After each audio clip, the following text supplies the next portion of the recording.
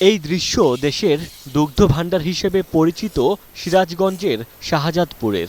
প্রাণিসম্পদ অফিসের তথ্যমতে উপজেলায় গোখামারির সংখ্যা প্রায় ৩০,০০০।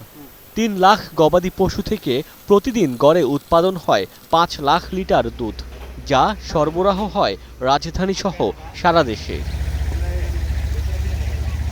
গাভী পালন ও দুধ উৎপাদন জেলার প্রায় ২০০ বছরের পুরনো ইতিহাস।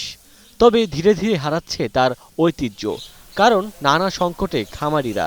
তাদের অভিযোগ, গোখাদ্যসহ পশু পরিচর্যায় খরচ বাড়লেও মিলছে না দুধের ন্যায্য দাম। এতে দুধ সরবরাহে অনেকে হারাচ্ছেন আগ্রহ।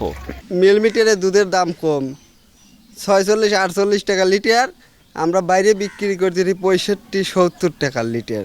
এই এলাকায় মূলত আপনার ৮টা-১০টা খামার ছিল, এখন বর্তমান ধরেন ৩টে খামার আছে। তে খামার ৪০-৪৫ টাকা মিলিমিটারে দুধ দিলে এরা খামার টিকাতে পারবে না।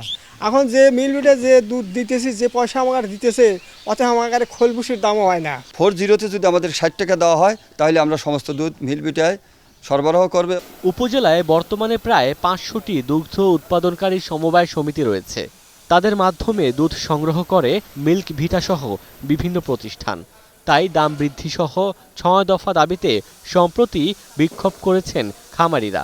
আমাদের প্রাণপ্রিয় প্রতিষ্ঠান অপ্রিয় সিদ্ধান্ত নিতে আমরা বাধ্য হয়েছি যে আমরা মিল্ক কিনে না, দুধ সরবরাহ করব না যতক্ষণ পর্যন্ত আমাদের দাবিগুলো মানা না হয়, এবং এই দাবি সমবায়দের ন্যায্য দাবি। মিল্ক ভিটায় শিগগিরই নতুন পরিচালনা কমিটি আসবে, তারপর দাম বাড়ানোর বিষয়ে সিদ্ধান্ত নেওয়া হবে বলে দাবি উপব্যবস্থাপকের। আগস্টের ২ তারিখে আমাদের কমিটির মেয়াদ চলে গেছে, তারপরে কিন্তু এই যে দীর্ঘদিন এ পর্যন্ত আমাদের ম্যানেজিং কমিটি নাই, আমাদের চেয়ারম্যান নাই, ডাইরেক্টর নাই, ভাইস চেয়ারম্যান কেউ নাই। সুতরাং সিদ্ধান্ত নিবে এটা কেটে, আমরা তো এখন গার্জিয়ান ছাড়া অবস্থায় আছি। সিরাজগঞ্জের পাশাপাশি পার্শ্ববর্তী জেলা পাবনাতেও দুগ্ধ শিল্পে জড়িত অনেকে। Desk report, star news.